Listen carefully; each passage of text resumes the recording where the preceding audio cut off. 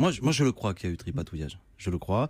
Et ça m'a choqué. Je pense que la politique, c'est aussi une question d'éthique. Quand on fait des primaires, qui veut être un exercice ouvert. Moi, je suis défavorable à ce système-là, mais on nous a expliqué à longueur.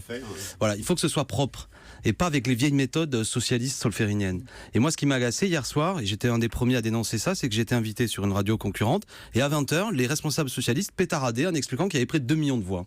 Et que, évidemment, ils reprenaient une centralité au sein de ce qu'ils considéraient la gauche. Et en gros, circuler, on devait se ranger derrière eux et on me toisait. Et moi, au vu quand même d'une certaine expérience, quand je vois qu'il y avait 400 000 personnes qui avaient voté vers 13h, je jugeais impossible qu'on annonce près de 2 millions le soir, et les faits m'ont donné raison. Et je vais dire à ce micro quelque chose de précis, parce que je n'ai pu récupérer, moi, à l'heure où je parle, que les chiffres de la Fédération de Paris.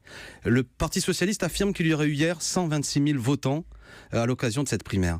J'ai reporté ces chiffres au résultat de M. Bartolone. J'espère ne pas être trop difficile à suivre. M. Bartolone avait obtenu aux élections régionales, en 2015, 190 000 voix. Si on croit les chiffres de la participation d'hier, ça veut dire que près de 66% des électeurs socialistes sont venus voter, avec 3 fois moins de bureaux de vote. Moi, j'ai vu, et je crois que beaucoup de vos confrères journalistes étaient présents, des bureaux de vote vides toute la journée. C'est donc matériellement impossible. Ces chiffres me semblent gonflés à l'hélium solférinien, j'ai envie de dire, pour justifier une fois de plus que ce n'est pas un échec, alors que c'est un gros bide.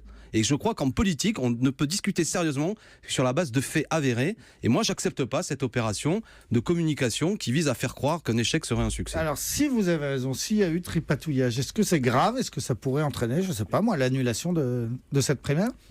Ah ben, ils en jugeront.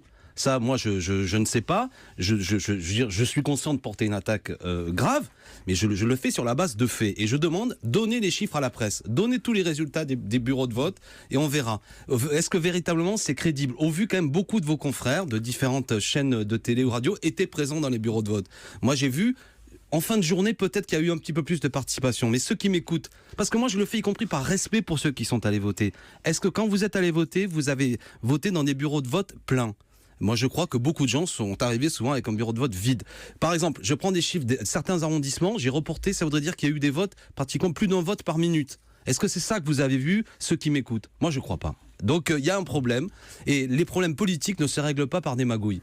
Si peu de gens sont allés voter, c'est pour des raisons politiques. C'est une sanction qu'ils ont portée vis-à-vis de ces gens-là. Et j'invite tous les candidats, j'invite Benoît Hamon, j'invite Manuel Valls et tous les candidats à demander la clarté. Il y a Monsieur Durugy qui l'a fait ce soir, il a raison. Il s'étonne quand même. Mais il a bien raison, c'est tout à son honneur.